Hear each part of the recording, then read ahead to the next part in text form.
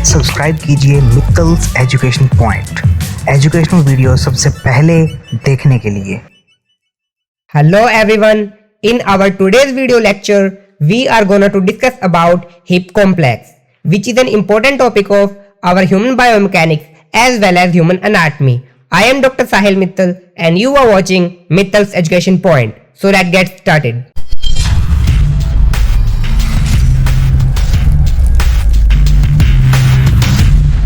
अभी हम बात कर रहे हैं हिप कॉम्प्लेक्स की। हिप कॉम्प्लेक्स कौन से टाइप का जॉइंट है, कैसा जॉइंट है, क्या क्या आर्टिकुलेशन है इसकी, ये सब कुछ हम डिस्कस करेंगे इस लेक्चर में। तो हिप कॉम्प्लेक्स एक साइनोवियल टाइप ऑफ जॉइंट है। साइनोवियल जॉइंट कौन से होते हैं? साइनोवियल जॉइंट वो होते हैं जो कि मैक्सिमम अमाउंट ऑफ जो मूवमेंट्स है वो कर पाते हैं। और साइनोवियल जॉइंट में से भी ये ball and socket type of synovial joint है। Ball and socket type of synovial joint क्या होता है? Ball and wait a minute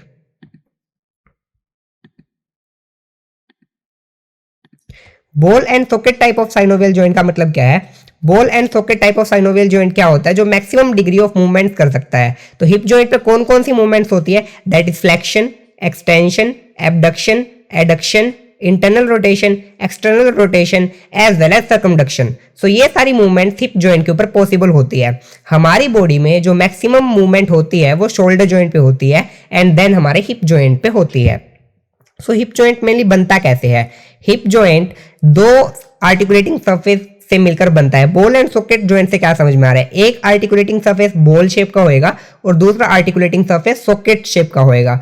मतलब एक सॉकेट है, उसके अंदर बॉल फिट होती है ना, फिर जो मूवमेंट होती है वो होती है हमारी ball and socket joint. So hip joint एक टाइप है ball and socket type of synovial joint. अब इसके अंदर कोई भी जॉइंट होता है वो दो या दो से ज्यादा आर्टिकुलेटिंग सरफेस के मिलने से बनता है।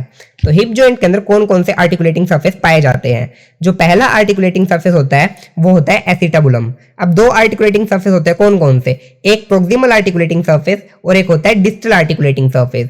प्रोक्सिमल आर्टिकुलेटिंग सरफेस से आप क्या समझ रहे हो? प्रोक्सिमल क्या होता है? प्रोक्सिमल वो होता है जो हमारी बॉडी के पास होता है, हमारी जो बॉडी की मिड लाइन होती है या फिर बॉडी के जो पास होता है वो प्रोक्सिमल होता है, और जो बॉडी के दूर होता है वो क्या होता है? वो डिस्टल होता है। तो जो प्रोक्सिमल आर्टिकुलेटिंग सरफेस होगा ये होता है एसिटाबुलम।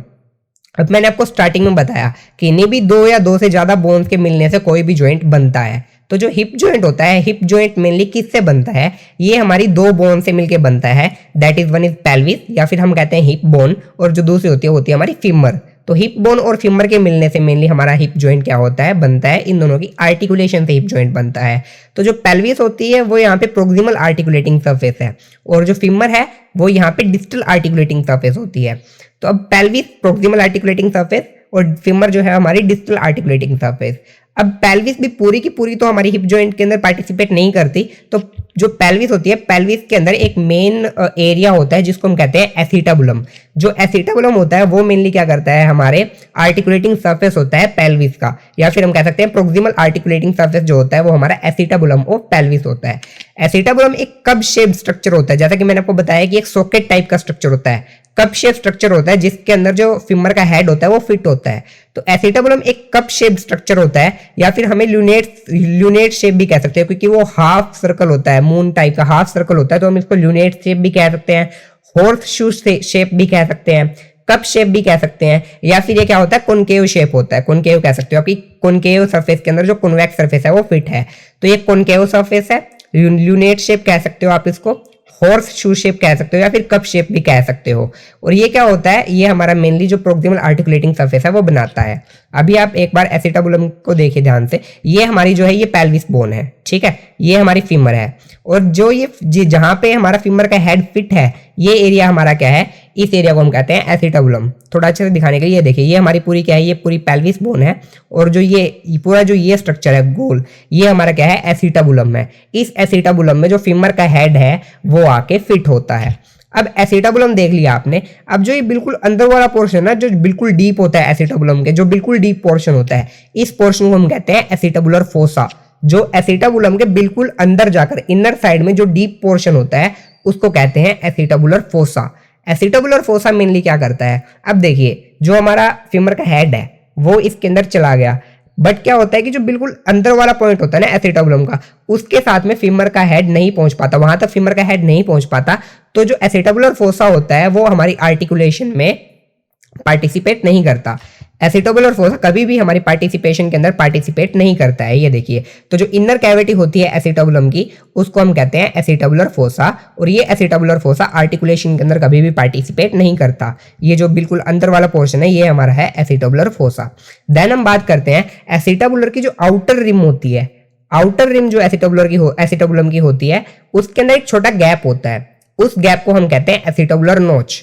जो हमारा एसिटाबुलम है पूरा गोल स्ट्रक्चर है, उस गोल स्ट्रक्चर में जो आउटर गैप है, ठीक है, रिम है, रिम के बीच में छोटा सा गैप है, उसको हम कहते हैं एसिटाबुलर नोच।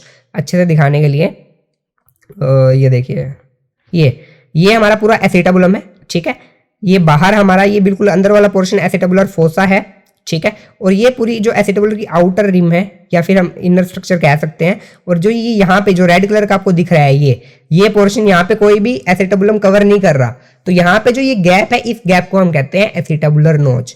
अब इस एसिटाबुलर नोच ये होती किस लिए है, एसिटाबुलर यहाँ पे ये गैप क्यों है?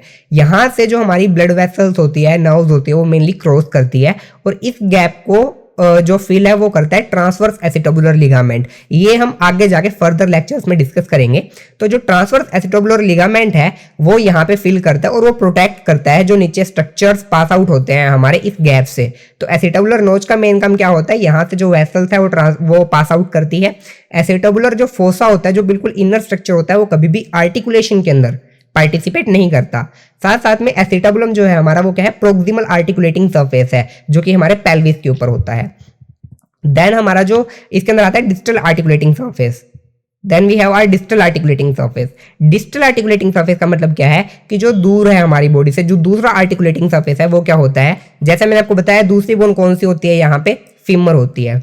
अब फीमर हमारे यहाँ पे डिस्टल आर्टिकुलेटिंग सरफेस बनाती है।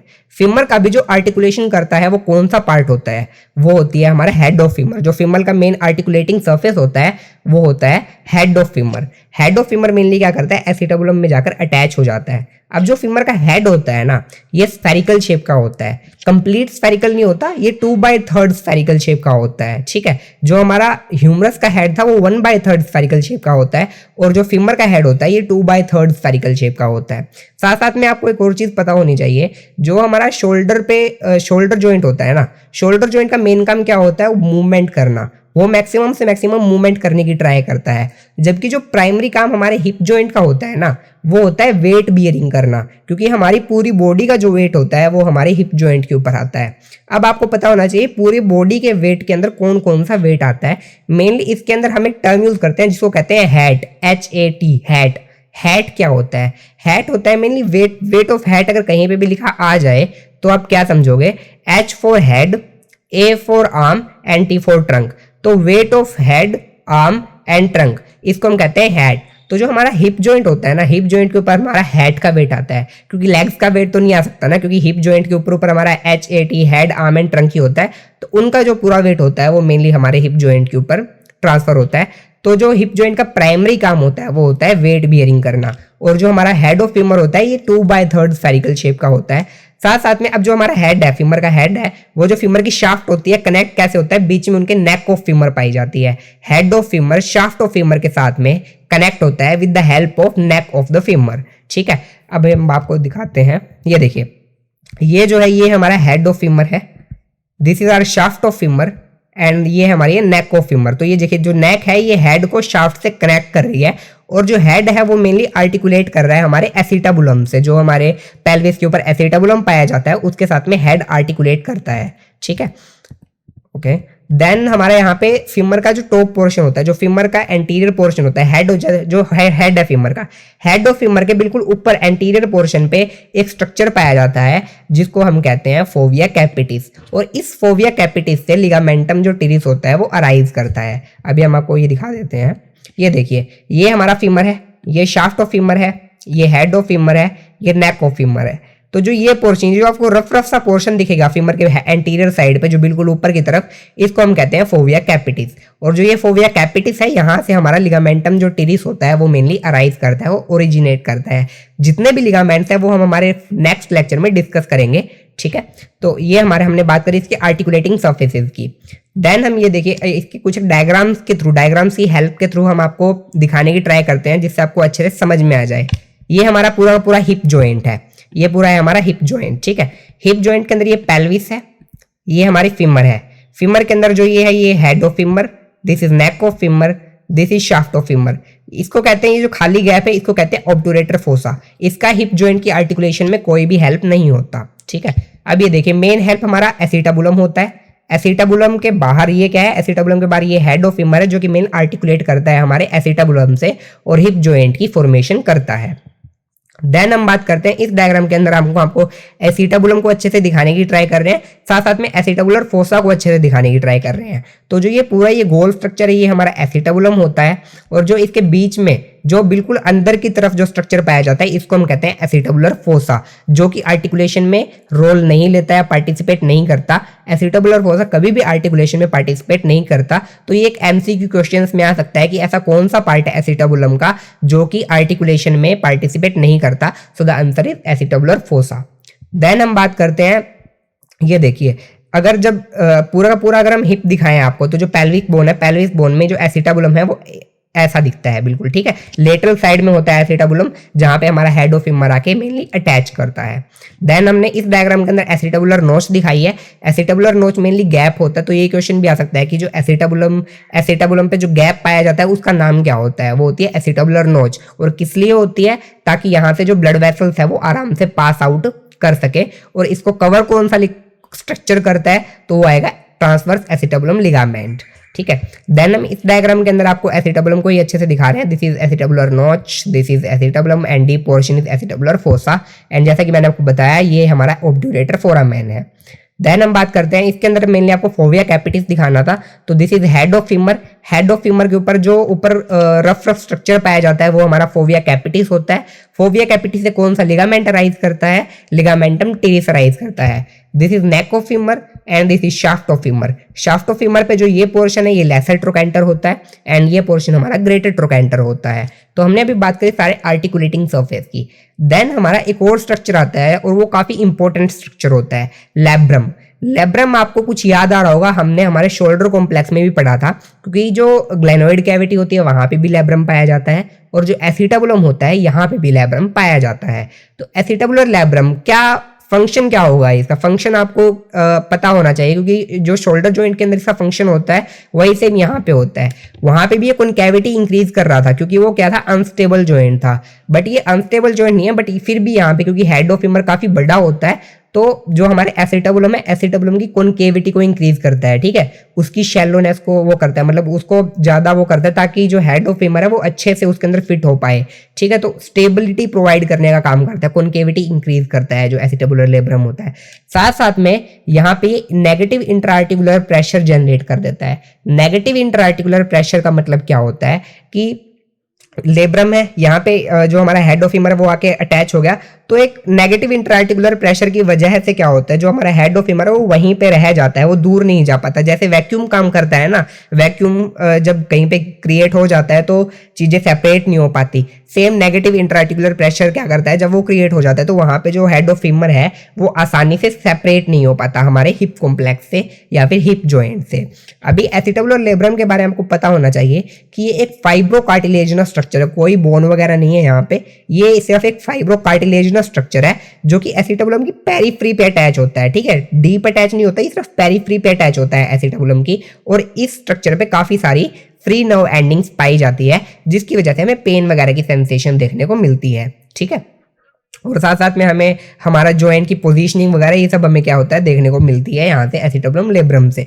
सो acetabulum labrum is a fibrocartilaginous structure जो कि पेरिफेरी पे अटैच होता है एसिटाबुलम की। ये उसकी कॉन्केविटी को इंक्रीज करता है जिसकी वजह से जो एसिटाबुलम की स्टेबिलिटी है वो इंक्रीज हो जाती है। साथ साथ में ये वहां पे नेगेटिव इंट्राआर्टिकुलर प्रेशर जनरेट करता है। उस नेगेटिव इंट्राआर्टिकुलर प्रेशर की वजह से क्या होता है, जो हमारा फीमर है वो अटैच नहीं हो पाता हमारे हिप कॉम्प्लेक्स से। और साथ में यहाँ पे काफी सारे फ्री नर्व एंडिंग्स भी देखने को मिलती है जिसकी वजह से यहाँ पे प्रोप्रियोसेप्शन की जो सेंसेशन है, जो जॉइंट मूवमेंट की सेंसेशन होती है वो मेनली हमें आती है। अब यहाँ पे क्वेश्चन आता है कि जो हमारी पेल्विस होती है या फिर जो हमारी हिप बोन होती है उसकी पोजीशन क्या होती है, वो स्ट्रेट नहीं होती कभी भी, क्योंकि हमें क्या स्टेबिलिटी उसको मेंटेन करनी होती है। तो जो हमारी हिप बोन होती है वो कभी भी स्ट्रेट नहीं होती। उसकी पोजीशन हमने यहाँ पे दिखाई हुई है, वो मेनली एंटीरियरली और इंफीरियरली टिल्टेड होती है। इंफीरियर का मतलब क्या होता है, नीचे की तरफ, और एंटीरियरली आगे की तरफ। तो जो हमारी हिप बोन है वो एंटीरियरली टिल्टेड होती है 20 डिग्री, और इंफीरियरली मेनली टिल्टेड होती है मेनली 50 डिग्री। तो इंफीरियरली नीचे की तरफ तो वो टिल्टेड होती है 20 डिग्री, और आगे की तरफ टिल्टेड होती है मेनली 20 डिग्री, ठीक है। इंफीरियरली 50 डिग्री एंड एंटीरियरली जो टिल्टेड होती है ये होती है मेनली 20 डिग्री। देन हम इसके बारे में बात करते हैं, एक होता है हमारा एंगल ऑफ इंक्लिनेशन। मेनली हमारे दो टाइप के एंगल्स देखने को मिलते हैं, एक होता है एंगल ऑफ इंक्लिनेशन, एक होता है angle of torsion. Angle of inclination की हमने शोल्डर जॉइंट में भी बात की थी, यहाँ पे भी हमारा क्या होता है, एंगल ऑफ इंक्लिनेशन देखने को मिलता है। तो एंगल ऑफ इंक्लिनेशन होता क्या है, इसको आप डायग्राम के थ्रू देखिए।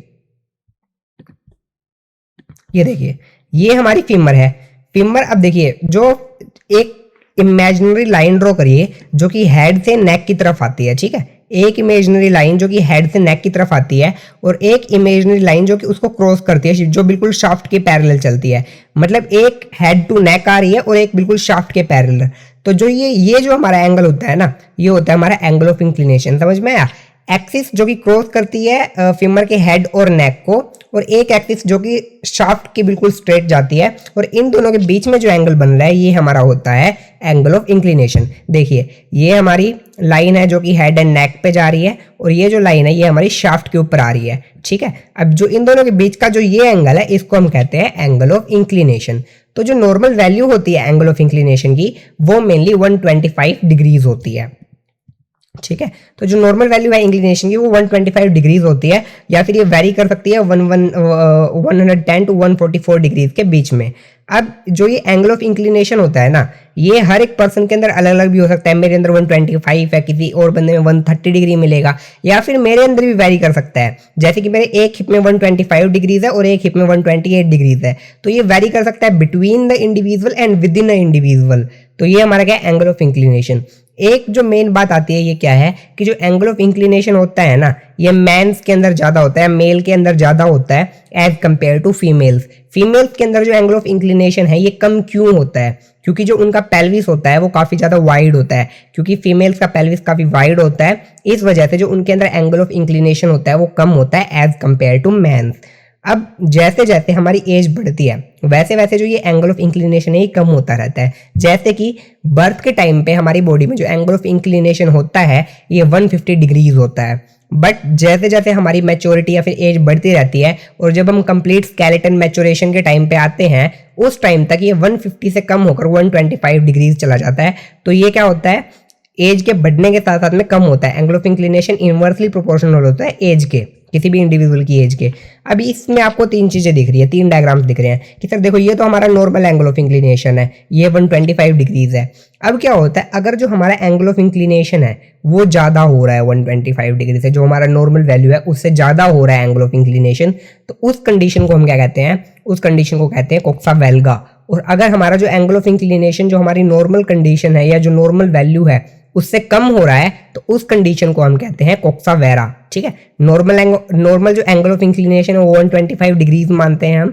अगर उससे ज्यादा हो रहा है तो वो हमारा कोक्सा वेल्गा होता है। अगर angle of inclination normal value से कम हो रहा है तो वो हमारा कोक्सा वेरा होता है, ठीक है। पहले हम बात करते हैं कोक्सा वेल्गा की। कोक्सा वेल्गा पहले आप डायग्राम के थ्रू देखिए, ये देखिए जो इसके अंदर जो ये हमारी एक्सिस जो जा रही है हेड एंड नेक से, और जो दूसरी एक्सिस हमारी शाफ्ट के अराउंड है, ये देखिए यहाँ पे एंगल ऑफ इंक्लिनेशन काफी ज्यादा है एज कंपेयर टू जो हमारा नॉर्मल वैल्यू है। यहाँ पे 140 डिग्री दिखा रहा है ये, तो देखिए कितना ज्यादा है। तो इसके अंदर हमारा कोक्सा वेल्गा हो रही है। अब यहाँ पे इसकी वजह से दिक्कत क्या आती है, देखिए जो ये हमारा हेड ऑफ फीमर है ये आर्टिकुलेट होता है हमारे एसिटाबुलम से, ठीक है। अब अगर हमारा एंगल ऑफ इंक्लिनेशन ज्यादा होगा तो मतलब हेड ऑफ फीमर एसिटाबुलम से बाहर आएगा, ठीक है। एसिटाबुलम पूरा कवर नहीं कर पाएगा, जितना ज्यादा एंगल ऑफ इंक्लिनेशन देखने को मिलेगा उतना ज्यादा अनकवरेज होएगी एसिटाबुलम के थ्रू हेड ऑफ फीमर की। अगर एसिटाबुलम हेड ऑफ फीमर को कंप्लीटली कवर नहीं कर पाएगा तो उसकी वजह से क्या देखने को मिलेगा, इंस्टेबिलिटी आएगी जॉइंट के अंदर। यहाँ पे हेड ऑफ फीमर ऊपर की तरफ जा रहा है तो एसिटाबुलम से मेनली ये बाहर निकल रहा है, ठीक है। अब ये बाहर निकल रहा है तो उसकी वजह से एसिटाबुलम पूरा कवर नहीं कर पा रहा। अगर एसिटाबुलम हमारे हेड ऑफ फीमर को कंप्लीट कवर नहीं करेगा तो उसकी वजह से इंस्टेबिलिटी देखने को मिलेगी हमारे हिप जॉइंट के अंदर। तो पहली जो दिक्कत आती है एंगल ऑफ इंक्लिनेशन ज्यादा होने की वजह से या फिर कोक्सा वेल्गा की वजह से, वो होती है decrease in stability of hip joint, mainly instability आ जाती है। दूसरा, हमारा जो हिप जॉइंट होता है इसके अंदर एक ट्रेबिकुलर सिस्टम पाया जाता है। अब आप पूछेंगे सर ट्रेबिकुलर सिस्टम क्या होता है, ये हम आगे फर्दर लेक्चर में डिस्कस करेंगे। अभी आपको इतना बता देते हैं कि जो ट्रेबिकुलर सिस्टम होता है ना, ये एक स्पेशली फॉर्म्ड सिस्टम होता है हमारे फीमर के अंदर। किस लिए होता है? ताकि फीमर के ऊपर जो भी फोर्स आ रहा है, चाहे वो कंप्रेसिव फोर्स हो, चाहे वो टेंसाइल फोर्स हो, उन सब फोर्स को रेजिस्ट करने के लिए, ताकि फीमर पर कोई इफेक्ट ना आए उन फोर्स का। तो ये मेनली स्पेशलाइज स्ट्रक्चर्स होती है, स्पेशलाइज लाइनिंग होती है फीमर के ऊपर, जिससे क्या होता है जो टेंसाइल या फिर कंप्रेसिव फोर्स होते हैं वो मेनली रेजिस्ट होते हैं और फीमर मेनली उनसे बची रहती है। तो अब क्या होता है, देखिए ये हमारा नॉर्मल एंगल है, यहाँ पे जो फोर्स आ रहा है फीमर पे वो ज्यादा आ रहा है एज कंपेयर टू इस एरिया पे। इस एरिया पे जो कंप्रेसिव फोर्स या फिर जो टेंसाइल फोर्स है वो ज्यादा नहीं आ पा रहा फीमर पे। अब अगर टेंसाइल या कंप्रेसिव फोर्स ज्यादा नहीं आएगा तो जो ट्रेबिकुलर सिस्टम है वो वीक होएगा, क्योंकि वो अपना काम ही नहीं कर पा रहा, फीमर पे ज्यादा फोर्स नहीं आ रहा, तो ट्रेबिकुलर जो सिस्टम है उसका काम ही नहीं बचता यहाँ पे। तो उसकी वजह से वीकनिंग देखने को मिलेगी हमको ट्रेबिकुलर सिस्टम की। देखिए जो ये वाला एरिया, जो फीमर के नीचे वाला एरिया होता है ना, यहाँ पे आता है हमेशा कंप्रेसिव फोर्स, और जो फीमर का ऊपर वाला एरिया होता है यहाँ पे हमेशा आता है टेंसाइल फोर्स। ठीक है, तो अगर ये फोर्स यहाँ पे नहीं आएंगे तो जो ट्रेबिकुलर सिस्टम है वो वीक देखने को मिलेंगे। तो पहला तो इंस्टेबिलिटी देखने को मिलती है यहाँ पे, दूसरा ट्रेबिकुलर सिस्टम की वीकनिंग हो जाती है काफी ज्यादा हमारे कोक्सा वेल्गा के अंदर, decrease in density of trabecular system. जो तीसरी चीज आती है वो है डिक्रीज इन मसल एफिशिएंसी। अब आप पूछेंगे सर मसल एफिशिएंसी कैसे डिक्रीज होती है? देखिए हमारे हिप जॉइंट के अंदर मेनली दो मसल होती है, that is adductor muscle and abductor muscle. जो लेटरल साइड है वहां पे एबडक्टर मसल्स पाई जाती है और जो मीडियल साइड है वहां पे एडक्टर मसल्स पाई जाती है। अब आप पूछेंगे सर मसल की एफिशिएंसी कैसे कम हो रही है? देखिए किसी भी मसल की स्ट्रेंथ किस पे डिपेंड करती है? उस मसल के मोमेंट आर्म पे डिपेंड करती है। ठीक है, कि उस मसल का मोमेंट आर्म कितना है। जितना ज्यादा मोमेंट आर्म होगा उतनी ज्यादा मसल फोर्स प्रोड्यूस करेगी, और जितना कम मोमेंट आर्म होगा उतना कम फोर्स जो है वो मसल प्रोड्यूस करेगी।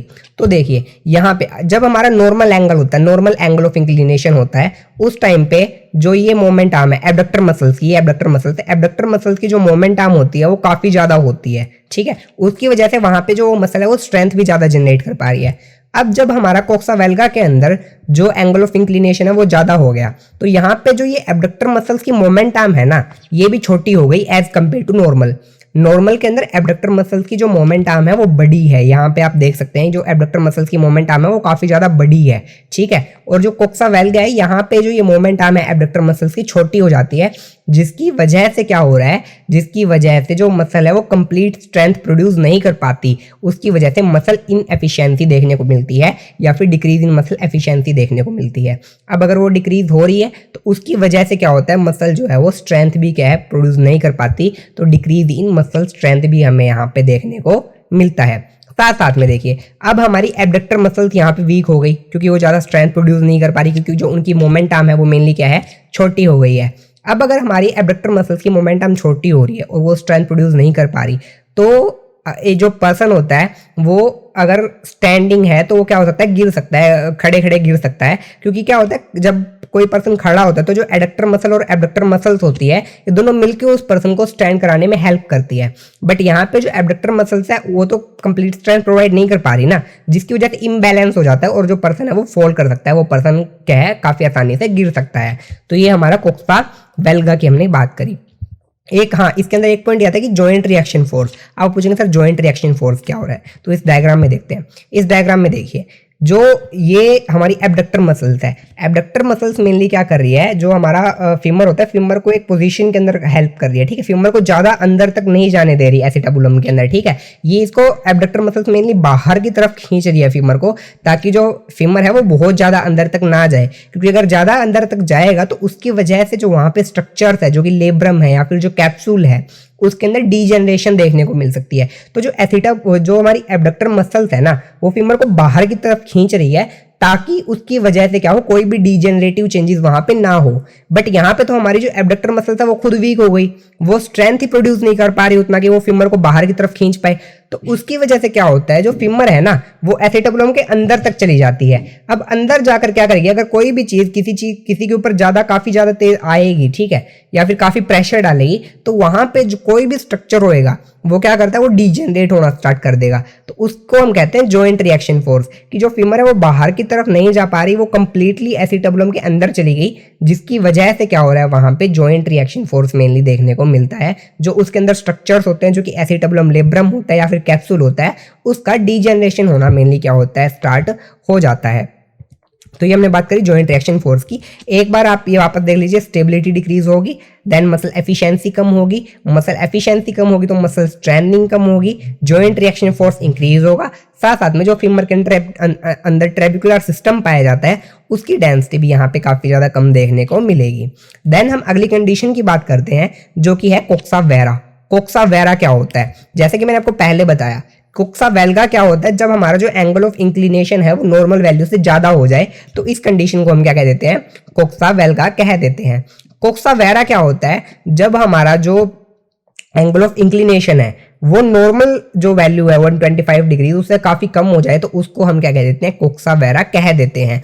कोक्सा वेरा में बिल्कुल जो ऑपोजिट हो जाएगा, जैसे कोक्सा वेल्गा में स्टेबिलिटी कम हो रही थी क्योंकि एसिटाबुलम कंप्लीट कवरेज नहीं कर पा रहा था हमारे फीमर को, बट कोक्सा वेरा में क्या होता है, स्टेबिलिटी ज्यादा होती है क्योंकि एसिटाबुलम काफी ज्यादा कवर करता है हमारी फीमर को, तो यहाँ पे स्टेबिलिटी इंक्रीज होती है। दूसरा, एबडक्टर मसल की जो मोमेंट आर्म है, यहाँ पे ये देखिए जो एबडक्टर मसल की जो मोमेंट आर्म है वो काफी ज्यादा हो जाती है एज कंपेयर टू नॉर्मल से, तो यहाँ पे मसल की एफिशिएंसी भी इंक्रीज होती है। अब मसल की एफिशिएंसी इंक्रीज हो रही है, जितनी ज्यादा मोमेंट आर्म देखने को मिलेगी उतना ज्यादा वो मसल स्ट्रेंथ प्रोड्यूस करेगी, तो यहाँ पे क्या होता है, मसल की स्ट्रेंथ भी इंक्रीज हो रही है।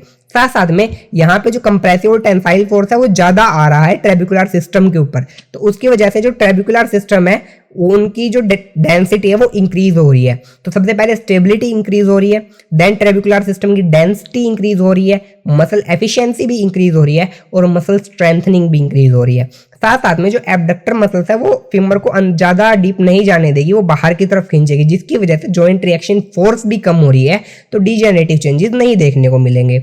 अब आपका क्वेश्चन आएगा कि सर कोक्सा वेरा में तो फिर सब कुछ पॉजिटिव देखने को मिल रहा है ना, तो नेगेटिव तो यहाँ पे कुछ दिख ही नहीं रहा। यहाँ पे मेन नेगेटिव चीज क्या आती है कि यहाँ पे ये देखिए ये बैंड ज्यादा हो रहा है, ठीक है, जो फीमर का नेक है वो काफी ज्यादा बैंड होगी एक नॉर्मल पोजीशन से बैंडिंग ज्यादा हो रही है, तो यहाँ पे जो बैंडिंग फोर्स है ना वो ज्यादा देखने को मिल रही है, जिसकी वजह से फ्रैक्चर के चांसेस काफी ज्यादा होते हैं। जो हमारा फीमर का हेड है वो नीचे की तरफ फॉल आउट कर सकता है या फिर फ्रैक्चर हो सकता है यहाँ पे, और इस कंडीशन को मेनली हम क्या कह देते हैं, इस कंडीशन को कहते हैं हम स्लिप्ड कैपिटल फीमोरल एपिफाइसिस। तो यहाँ पे सिर्फ एक नेगेटिव हमें चीज देखने को मिलती है कि यहाँ पे बेंडिंग मूवमेंट ज्यादा हो जाती है फीमर की। बेंडिंग मूवमेंट होने की वजह से क्या होता है, जो फ्रैक्चर होता है हमारा जो नेक ऑफ फ्यूमरस है वो देखने को मिलता है, जिसकी वजह से जो हेड है वो नीचे की तरफ फॉल आउट कर सकता है, पोस्टीरियरली जा सकता है, उसको हम कह देते हैं स्लिप्ड कैपिटल फीमोरल एपिफाइसिस। तो हमने यहाँ पे नॉर्मल एंगल ऑफ इंक्लिनेशन की बात कर ली जो कि 125 डिग्री होता है। कोक्सा वेल्गा अगर हमारे एंगल ऑफ इंक्लिनेशन में इंक्रीज हो रहा है तो वो कोक्सा वेल्गा हो जाता है। उसके इफेक्ट्स क्या होते हैं वो डिस्कस कर लिए। देन हमने कोक्सा वेरा क्या होता है और उसके इफेक्ट्स क्या होते हैं वो भी डिस्कस कर लिए। अब कोक्सा वेरा जो होता है, जो हमारा नॉर्मल एंगल ऑफ इंक्लिनेशन होता है, उससे जब हमारा जो एंगल है वो कम हो जाता है, तो कोक्सा वेरा मेनली 3 टाइप का होता है। पहला होता है कंजेनाइटल कोक्सा वेरा, दूसरा होता है डेवलपमेंटल कोक्सा वेरा और तीसरा होता है एक्वायर्ड कोक्सा वेरा। पहले हम बात करते हैं कंजेनाइटल कोक्सा वेरा की। जो कंजेनाइटल कोक्सा वेरा होता है ना वो मेनली बाय बर्थ होता है, ठीक है, बाय बर्थ वो चला आता है, तो उसको हम कंजेनाइटल कोक्सा वेरा कह देते हैं। देन डेवलपमेंटल कोक्सा वेरा, जब हमारा जो स्केलेटन होता है वो डेवलप हो रहा होता है, मैच्योरिटी टाइम होता है, उस टाइम जो कोक्सा वेरा डेवलप होता है उसको हम डेवलपमेंटल कोक्सा वेरा कह देते हैं। मतलब ड्यूरिंग स्केलेटन मैच्योरिटी जो हमारा एंगल ऑफ इंक्लिनेशन है वो नॉर्मल वैल्यू से कम हो जाता है, उसको हम डेवलपमेंटल कोक्सा वेरा कह देते हैं। देन जो हमारा थर्ड आता है वो होता है एक्वायर्ड कोक्सा वेरा। एक्वायर्ड कोक्सा वेरा किसी और डिसऑर्डर या किसी और डिजीज की वजह से देखने को मिलता है, जैसे कि हमारे रूमेटॉइड अर्थराइटिस वगैरह, या फिर रूमेटॉइड अर्थराइटिस या फिर आप ऑस्टियोआर्थराइटिस ले सकते हैं। सो इनके थ्रू जो कोक्सा वेरा देखने को मिलता है वो होता है हमारा एक्वायर्ड कोक्सा वेरा। तो अभी हमने पूरे एंगल ऑफ इंक्लिनेशन के बारे में डिस्कस कर लिया, कोक्सा वेरा के बारे में डिस्कस कर लिया एंड कोक्सा वेल्गा के बारे में भी डिस्कस कर लिया। अब हम हमारे जो हिप जॉइंट होता है उसके अंदर कुछ एक कॉमन पैथोलॉजिकल कंडीशंस या फिर कॉमन डिफॉर्मिटी की हम क्या कर सकते हैं, डिस्कशन करेंगे। जैसे कि हमारी जो कॉमन कंडीशंस कौन कौन सी होती है यहाँ पे। जो सबसे पहली कंडीशन आती है वो होती है हमारी, वेट अ मिनट, जो सबसे पहली कंडीशन आती है वो होती है हमारी slipped capital femoral epiphysis, SCFE। ये हमने अभी आपको थोड़ी देर पहले भी बताया था कि स्लिप्ड कैपिटल फीमोरल एपिफाइसिस क्या होती है, कब होती है ये कब होती है, जब हमारे कोक्सा वेरा के अंदर देखने को मिलती है, क्योंकि वहां पे जो बैंडिंग फोर्स है वो काफी ज्यादा हो रही है ह्यूमरल हेड पे, जिसकी वजह से नेक का फ्रैक्चर देखने को मिलता है। अब देखिए इसके अंदर ये मेनली जो हमारा फीमोरल हेड होता है ना, वो अपने प्लेस से डिस्प्लेस कर जाता है, पोस्टीरियरली कह सकते हो आप, फीमोरल नेक से। जो हमारी ये देखिए, अभी आपको डायग्राम के थ्रू काफी अच्छा पता चलेगा। ये देखिए ये हमारा हेड है, ठीक है, ये नेक है और यहाँ पे ये ग्रोथ प्लेट है। तो देखिए जो ये हमारा हेड है ना, बेंडिंग फोर्स की वजह से हेड डिस्प्लेस कर जाएगा नीचे की तरफ, ठीक है। तो इसको हम कह देते हैं slipped capital femoral epiphysis. Capital का मतलब क्या होता है, हेड होता है। तो इसके अंदर जो हमारा हेड है वो स्लिप कर जाता है ग्रोथ प्लेट पे से, तो उसको हम कह देते हैं स्लिप्ड कैपिटल फीमोरल एपिफाइसिस। इसका आप एक्सरे देखेंगे तो ये देखिए, ये हमारी फीमर है और जो ये यहाँ पे हेड है ये ग्रोथ प्लेट से नीचे की तरफ क्या कर रहा है, डिस्प्लेस कर रहा है। तो ये हमारा स्लिप्ड कैपिटल फीमोरल एपिफाइसिस। जो दूसरी कंडीशन आती है वो होती है एसिटाबुलर डिस्प्लेजिया। एसिटाबुलर डिस्प्लेजिया से पता चल रहा है डिस्प्लेस। इसका मतलब क्या है, जो एसिटाबुलम है ना वो शैलो हो जाता है इसके अंदर, ठीक है। एसिटाबुलम अगर शैलो हो रहा है तो शैलो होने की वजह से क्या है कि फीमोरल हेड को कंप्लीट कवर नहीं कर पाता। वो एसिटाबुलम छोटा हो गया, शैलो हो गया, उसकी वजह से जो फीमोरल हेड है उसको कंप्लीट कवर नहीं कर पाएगा, तो उसकी वजह से फिर वही इंस्टेबिलिटी देखने को मिलेगी हमें हमारे हिप जॉइंट के अंदर। तो ये हमारा एसिटाबुलर डिस्प्लेजिया है। एसिटाबुलर डिस्प्लेजिया के अगर आप देखोगे तो ये देखिए, ये जो हमारा डायग्राम है ये एसिटाबुलर डिस्प्लेजिया का है। इसके अंदर जो एसिटाबुलम है ये शैलो है, जिसकी वजह से जो ये फीमोरल हेड है ये देखिए बाहर की तरफ आया हुआ है, तो कंप्लीट कवरेज नहीं मिल पा रही फीमोरल हेड को। तो उसकी वजह से देखिए abnormally covered by acetabulum, and इस जो हमारा सॉकेट है वो यहाँ पे शैलो हो जाता है काफी ज्यादा, ठीक है। तो इसकी वजह से हमें यहाँ पे पार्शियली डिसलोकेटेड हिप की तरह ये देखने को मिलता है, क्योंकि कंप्लीट कवरेज नहीं हो पा रही, तो इंस्टेबिलिटी ज्यादा हो जाएगी यहाँ पे। तो हमने पहले बात करी स्लिप्ड कैपिटल फीमोरल एपिफाइसिस की, then we have our acetabular dysplasia, और जो थर्ड है वो हमारा एसिटाबुलर प्रोट्रूजियो है। एसिटाबुलर प्रोट्रूजियो क्या होता है, इसके अंदर जो हमारा एसिटाबुलम है और जो फीमोरल हेड है वो दोनों ही डिस्प्लेस कर जाते हैं अपनी जो पोजीशन है उससे। मतलब जो हमारी पेल्विक है, पेल्विक के ज्यादा डीप चले जाते हैं वो, ये सुपरफिशियल थोड़ा ऊपर है। जो फीमोरल हेड और जो एसिटाबुलम है ये दोनों ही थोड़ा डीप चले जाते हैं पेल्विक बोन के, तो उसको हम कहते हैं एसिटाबुलर प्रोट्रूजियो। तो ये मैंने क्या, intra pelvic displacement of acetabulum and femoral head दोनों की डिस्प्लेसमेंट हो रही है यहाँ पे, ठीक है।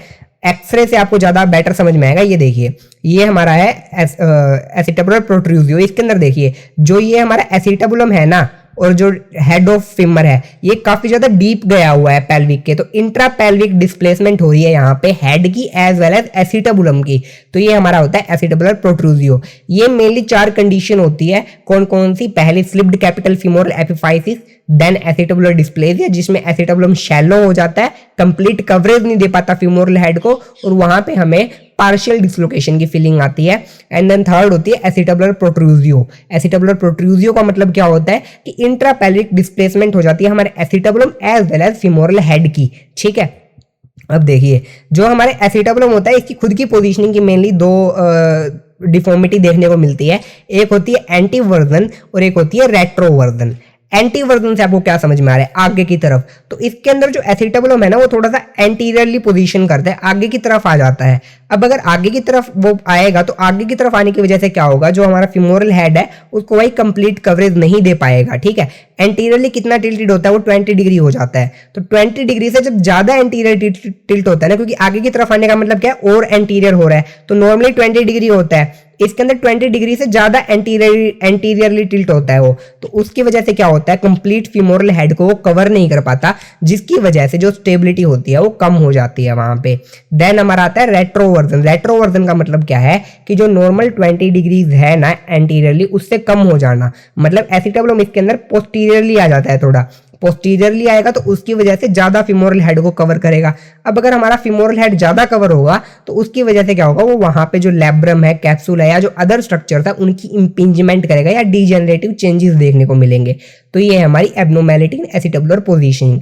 सबसे पहले हमने आर्टिकुलेशन की बात कर ली इस वीडियो में, हमने डिफरेंट डिफॉर्मिटीज की बात कर ली, एसिटाबुलर पोजीशनिंग की बात कर ली, साथ साथ में हमने इसके अंदर जो एंगल ऑफ इंक्लिनेशन है उसके बारे में डिस्कस कर लिया, दैट इज एब्नॉर्मैलिटी के बारे में डिस्कस किया, coxa vara coxa valga. So that's it for today's lecture. If you like the video then press the like button, subscribe our channel and share it with your friends to make them learn. And जो अभी ligaments हैं वो हम हमारे next lecture में इसको काफी अच्छे से डीपली डिस्कस करेंगे। So thank you.